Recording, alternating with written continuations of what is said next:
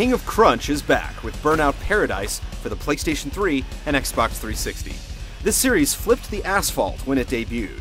Full frontal contact was encouraged, and nothing's changed here as Paradise gets right up in your crumple zone to deliver plenty of twisted metal to your grill.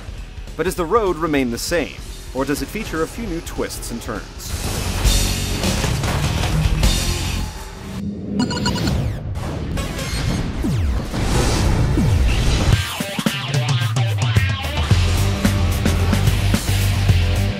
Burnout Paradise has been designed with simplicity in mind. With the exception of the opening screen, there are really no menus to navigate to get to all the content.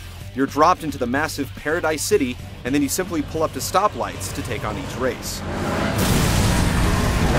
The list of race types runs on the lean side for the solo experience. You get point-to-point, takedown events, stunt runs, vehicle-specific duels, and survival races where groups of cars try to send your ride to the scrap heap before reaching the finish line. With 120 different events to complete, simple math will tell you how often each one repeats, and after a few hours, it can feel like you're spinning your tires.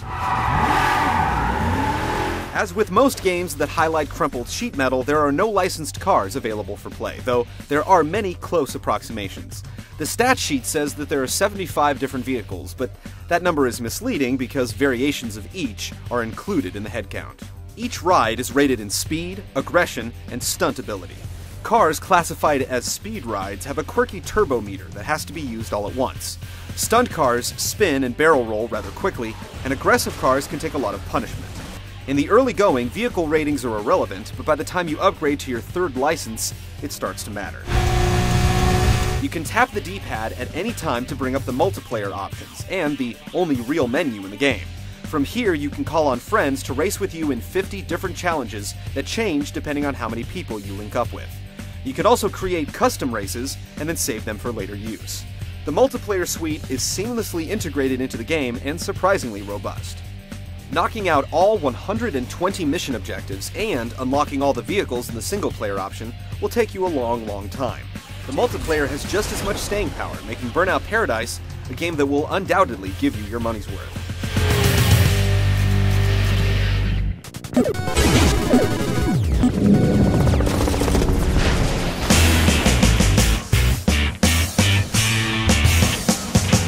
Speed has always been the hallmark of the Burnout games, and nothing's changed here.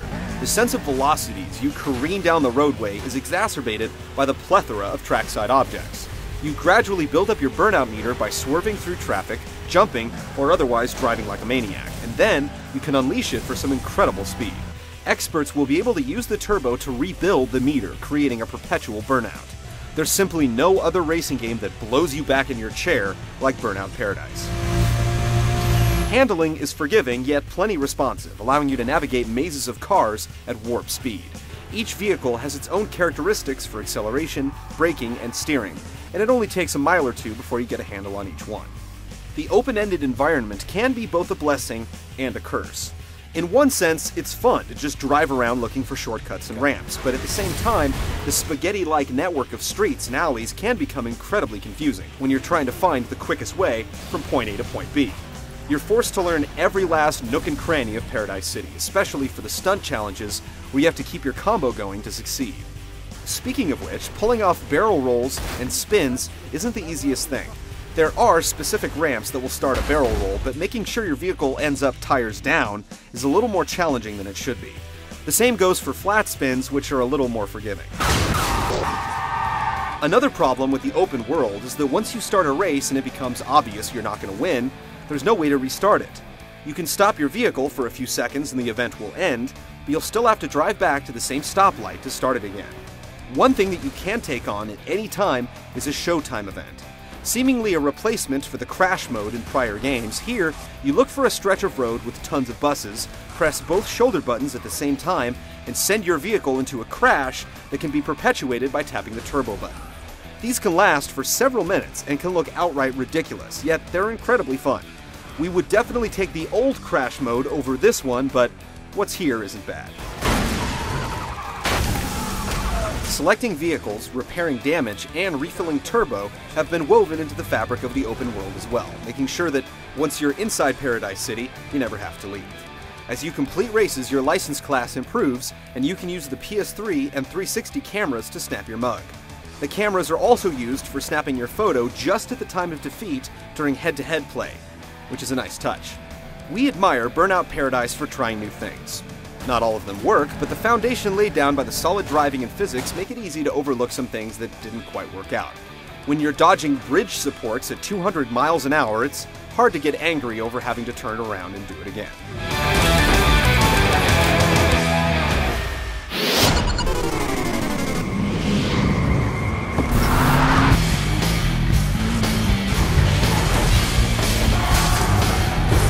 Burnout Paradise is one of the rare cases where the PlayStation 3 was the lead platform, and then the game was ported over to the Xbox 360.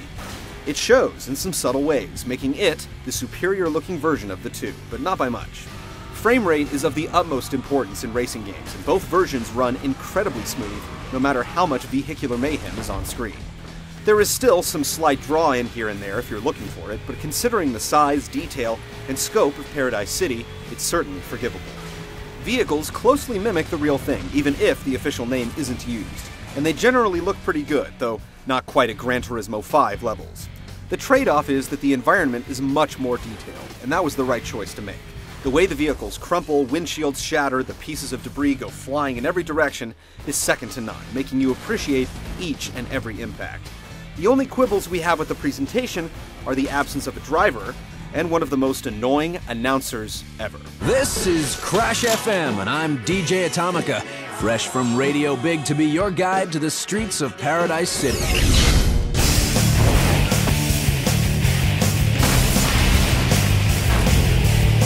Burnout Paradise plays it safe and stays right on the bumper of previous versions. The open-ended world doesn't always work, but this is one of those games that's inherently fun, regardless of whether you're attempting to make progress. Those with the need for speed or crumpled sheet metal will put it to the floor and never look back.